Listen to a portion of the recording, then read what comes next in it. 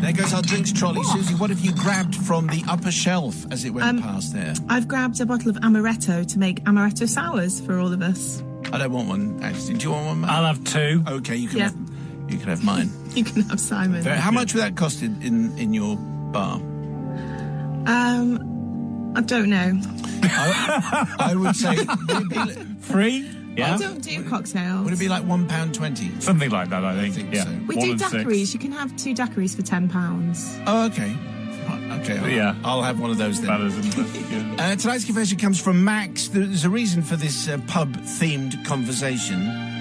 Max says, Simon, Matt, Susie and team, my confession goes back to the late 80s when I ran a bar in the Isle of Man. Mm-hmm. We had a football team who played most Sundays in a local league and were pretty successful, considering the amount of beer they'd consumed the night before. I was always in awe of their ability to finish a game, never mind actually win it. We traditionally used to go away at Easter for a feast of football, which included playing at least one game and then going to watch one of the team members' favourite clubs, which included Blackburn, York, Rochdale, Crewe, Everton, Halifax, and even Frank Sidebottom's famous Timperley Big Shorts. So, a whole bunch of fine teams to choose from. I was a bit older than the lads, and being a responsible licensee, I had the job of driving the minibus, which was actually quite a relief, as it meant I didn't have to join in with the ridiculous drinking games or keep up the rounds of drinks, which used to start first thing in the morning as we waited to board the ferry. Oh, no. It's always never a good idea. Bag's not on that ferry. Yeah, me too. It was after a successful trip away that we were heading back home to the island, catching the ferry from Liverpool and carrying on the Manx tradition of having the last pint in the Pig and Whistle, the closest pub to the boat. When the landlady came over to ask us if we were going to the Isle of Man, I said yes. She then pointed to the corner of the bar where we saw a chap who we knew, let's call him Stuart, slumped drunkenly over his luggage, fast asleep. She said, could you do me a favour, please, lads? I haven't served him anything, but he came in like that, and I'd lose my licence if anyone saw him in that state on my premises. Please, could you take him with you? Well, says Max, being a publican myself, I sympathised with her predicament. Susie will understand. Looks just checking. Susie will understand. Yeah, just checking. Yes, Oh, right, okay. Of course.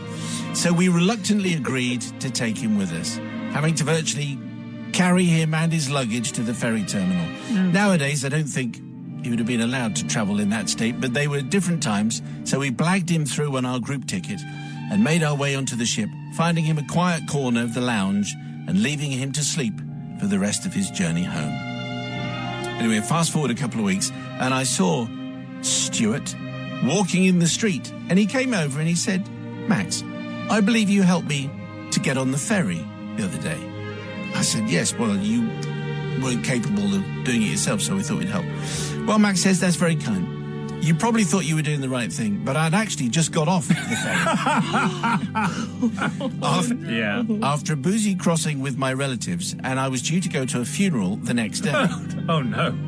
So it was the funeral. Oh, but thanks to you, I had to dash down to the airport where I got fleeced for an exorbitant last-minute airfare. Oh, dear. See, there are consequences. There are, aren't there? Always consequences. So I'm not sure who I'm asking for forgiveness from, as Stuart got to his funeral. I mean, he had less money, and he got there in time, but maybe it's the poor crew of the Isle of Man Steam Packet Company who had to clean up after Stuart. Oh, really? Who probably deserve our sympathy. Oh. So thank you in advance for your patience and understanding.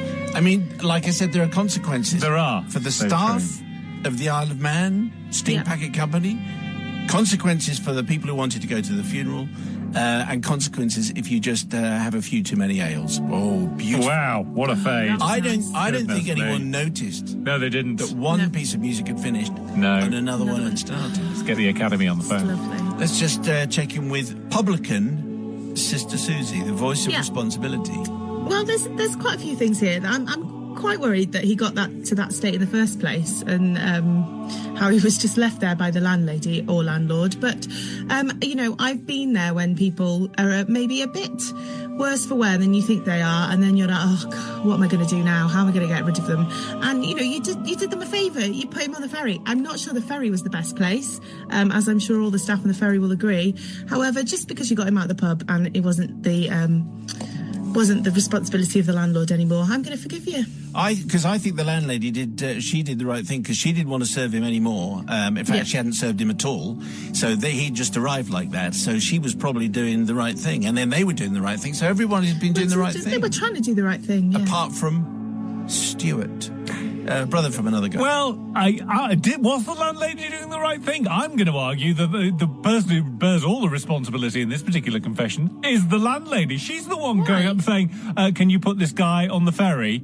Even though, who was telling her to put him on the ferry? She didn't want him in the pub. He's got some luggage. Yeah, but then and she he's, seems like she's and then responsible. Get him out of my pub. When she didn't. Get him on the ferry. I've no idea whether he needs to get on the ferry, but get him on the ferry. So it's actually the landlady's fault when we all think about it. And also, I've never understood this mixture of booze and choppy waters. That seems like a recipe from hell. So for that reason, and all those reasons, I'm going to forgive. I don't think you're going to get away with that, because I think the one blameless person here is the landlady. Definitely not the landlady. Because she just wanted him off. Get him out of my pub Just on get a him boat. out. In fact, it's Stuart. It's Stuart's You can put him fault. on the ferry or not. Just get him out the door. Get him out of my pub. It's all Stuart's fault. You Get haven't out got a my pub. Anyway. Get out of my pub.